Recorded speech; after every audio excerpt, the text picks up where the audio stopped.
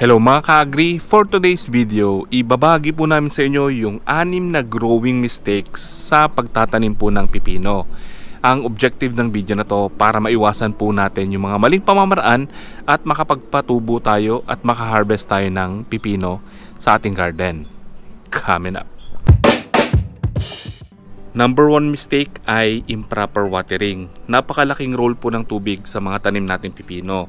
Tandaan po natin, hindi pwedeng matuyuan yung lupa kung saan nakatanim yung mga pipino. Tapos kinabukasan, didiligan natin ng marami para makompensate yung araw na natuyuan siya. Tapos kinabukasan, matutuyuan na naman, then didiligan natin ulit. Hindi po maganda yon sa mga tanim natin pipino. Mas maganda araw-arawin po natin yung pagdidilig. Lalo na po ngayon, sobrang init ng panahon, El Nino. So talagang kailangan ng maraming tubig. Then, yung isa pang pamamaraan din ng pagdidilig natin, minsan gumagamit po tayo ng hose or ng mga sprinkler. So, ingatan po natin na mabasa yung mga dahon at yung pagtalsik po ng mga tubig. Kasi pag tumatalsik po yan sa dahon, nagkakaroon ng mga sakit yung mga dahon sa lower part. Nagkakaroon sila ng mga fungus. So, nagkakaroon ng sakit, discoloration na pwedeng kumalat sa tanim nating pipino. Ang magandang paraan po dyan, pwede tayong gumamit ng mga sprinkler tulad po nito. Ito walang nozzle. So pagka nagdilig tayo, ingatan natin na tumalsik. Yan, dahan-dahan lang. Then kung hose naman yung ginagamit niyo, mas mainam na itutok po natin dun sa pinakapuno. Kasi hindi rin po pwedeng nababasa itong mga bulaklak. Kasi pag nabasa po yan, yung pollen dun sa loob ng mga bulaklak pwedeng masira. So, pag nasira po kasi yan, hindi na mabubuo yung mga bunga. So kailangan ingatan natin na hindi mabasa yung mga bulaklak. Kung wala po kayong ganitong sprinkler, pwede kayong gumawa ng DIY. Yung mga plastic bottle 1.5, tapos butasan nyo po yung takip, then lagyan nyo po ng hose para pag nagdidilig kayo, diretso na po dun sa puno. So hindi siya tumatalsik. Yan. Then pwede rin natin lagyan ng mulch para hindi po basta-basta natutuyo yung lupa. Then pag nagdidilig tayo, hindi rin gaano tumatalsik yung lupa kasi nga natatakpan siya ng nilagay nating mulch. Tulad po dito sa tanim nating kamatis, ayan o. Yan, dahil hindi pa po natin mapruning kasi maliliit pa, kumakalat po yung sakit. Ayan, dito nga umabot na sa bandang taas. Yan, so yan po yung kailangan natin iwasan sa tanim nating pipino. Kaya as much as possible, ingatan natin yung pagdidilig para hindi po tumalsik yung tubig galing sa lupa. Number 2 mistakes, yung trellis. Ito kasing pipino, pwede natin siyang paggapangin lang sa lupa, parang pakwan.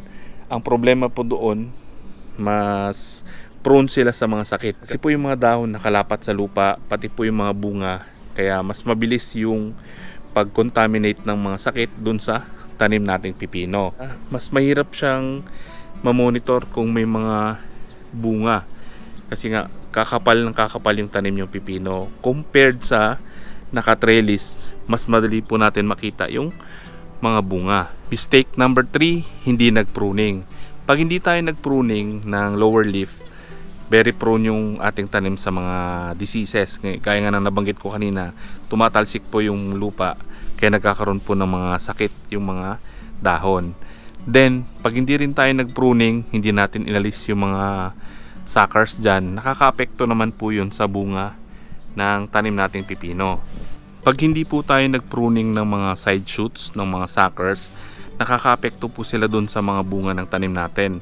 Pwedeng maliliit yung bunga kasi nga kinukonsume po ng mga side shoots, ng mga suckers, yung nutrients instead na mapupunta dun sa mga bunga.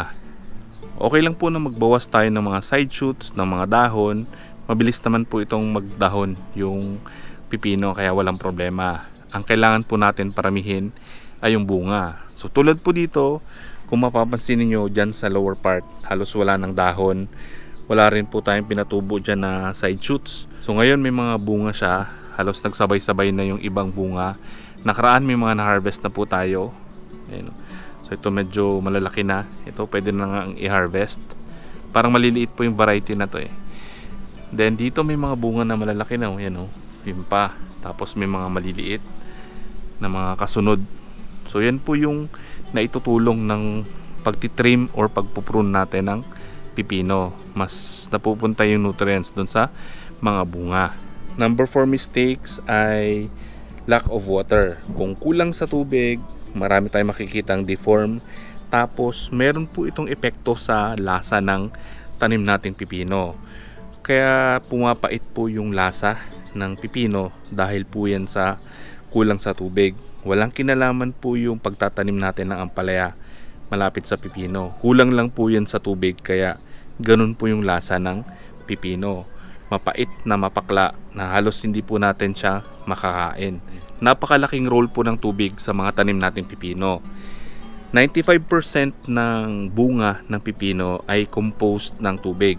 So kapag kakulang sa tubig yung ating tanim, marami po kayong makikita na deform. Yan, tulad po nito. Ito nagkulang siya sa tubig dahil natuyuan siya nakaraan. Tapos sobrang init po ngayon. So kailangan talaga natin siyang diligan parati.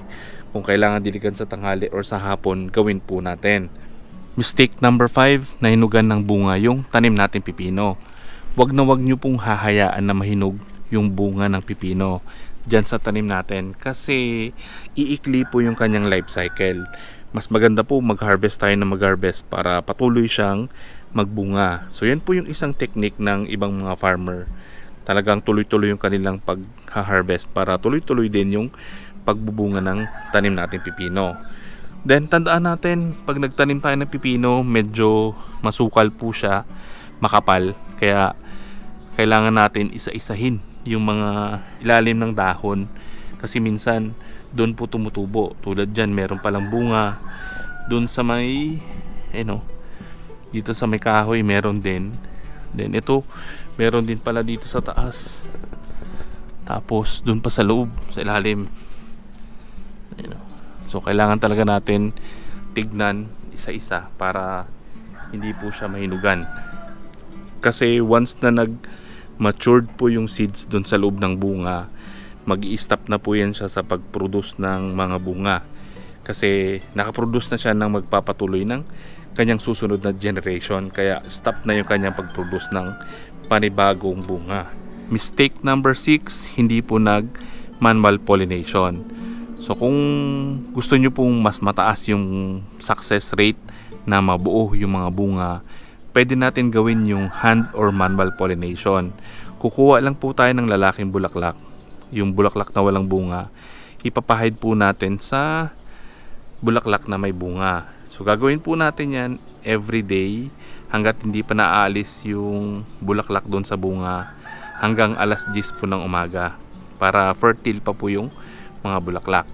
So tulad po dito, ayan, hindi siya nabuo, kaya nanilaw. So wala na pong pag-asa yan na lumaki pa. Nangyayari po kasi minsan, konti na lang yung mga pollinators sa ating garden, kasi pag nag-i-spray tayo ng mga insecticide, yung mga chemical spray, nadadamay po yung mga pollinators. Kaya konti yung mga nagpo-pollinate dun sa ating mga tanim. Kaya mas maganda kung magmamano-mano po tayo ng pagpo-pollinate. Kung malaparan yung inyong tanim, hindi naman practical na isa-isahin natin, kasi nga matrabaho tapos sobrang init. Pero kung kailangan, pwede natin siyang gawin, or gumawa tayo ng flower garden na mag-attract po ng mga beneficial insects na magiging pollinators sa ating garden. So dito sa garden ko, may mga bulaklak ako. Tapos yung ibang mga gulay, mga tanim na may bulaklak, sila na rin po yung nagsisilbing attractant.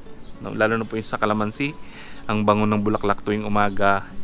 Tapos itong mga pipino, yan, kusa na rin silang nilalapitan ng mga pollinators, mga stingless bees, mga honeybee, mga bubuyog. So sila na po yung tumutulong para ma-pollinate yung mga bulaklak. So sana po nakatulong yung binahagi namin sa inyo para makaproduce din kayo ng pipino sa inyong garden. So, patulong na lang po pag-share ng video na to para makatulong din tayo sa iba na nangailangan ng information. Maraming salamat po. Happy farming!